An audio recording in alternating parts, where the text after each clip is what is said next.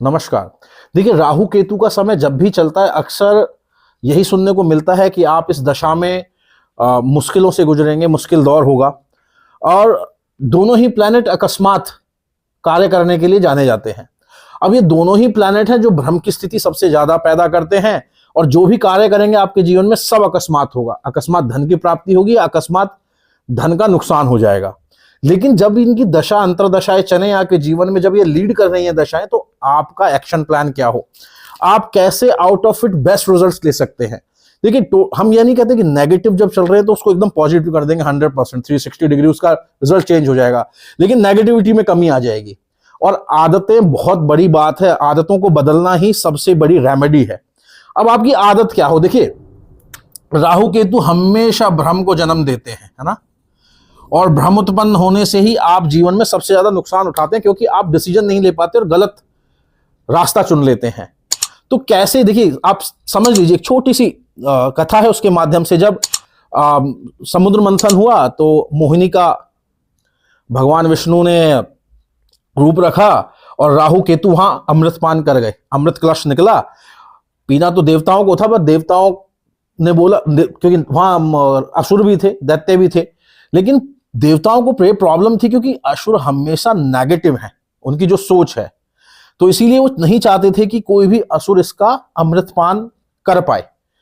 तो उन्होंने एक प्लान बनाया कि मोहिनी का अवतार, भगवान विष्णु से प्रार्थना की और मोहिनी का अवतार, उन्होंने मोहिनी का रूप रखा और वहां पर इनको ब्लफ करने के लिए मोहिनी का अवतार रखा गया। और जितने भी दैत्य थे इनके अलावा, सब क्या हुए, मोहवश अमृतपान नहीं कर पाए। लेकिन राहु केतु का फोकस बहुत जबरदस्त था कि उनको गोल्स पता थे उनके क्या हैं।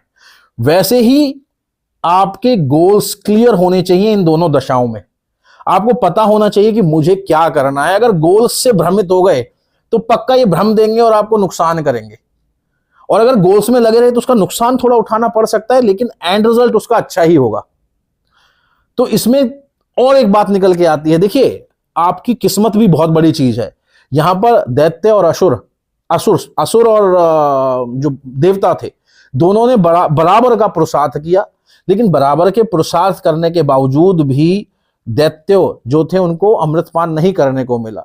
तो कहने का मतलब क्या है कि अगर आप मोहवश गलत कार्य करते हैं तो आप बराबर पुरुषार्थ का मतलब है बराबर काम करने के पश्चात भी आपको जो आपके भाग्य में है नहीं मिलेगा। तो इसीलिए बोला जाता है कि इनकी दशाओं में आपको मोह में नहीं पड़ना, गलत कार्यों में नहीं पड़ना है। तो अगर आप ऐसा नहीं करेंगे तो आप जरूर इन पर कंट्रोल पा लेंगे, अदरवाइज आप परेशान ही रहेंगे। तो यह आपको इस दशा में सबसे ज्यादा फोकस। और सबसे बड़ी बात क्या है, चंद्रमा इस दशा में कहीं ना कहीं खराब हो जाता है। तो चंद्रमा को बलवान रखें, कैसे, मंत्र के द्वारा शिव स्तोत्र करें, है ना, तांडव स्तोत्र करें, शिव रुद्राष्टकम करें। तो इससे क्या, चंद्रमा मजबूत होता है। रुद्राभिषेक करें, तो इससे क्या होगा, आपके मानसिक बल मिलेगा, और मानसिक बल बुद्धि बल मिलेगा। तो राहु केतु का जो भ्रम है उसमें आप ना पड़ के सही कार्य कर पाएंगे। अगर वीडियो अच्छा लगा हो तो आगे भी शेयर करें और लोग भी, ताकि इसका लाभ उठा सकें। और चैनल को सब्सक्राइब करना ना भूलें। नमस्कार।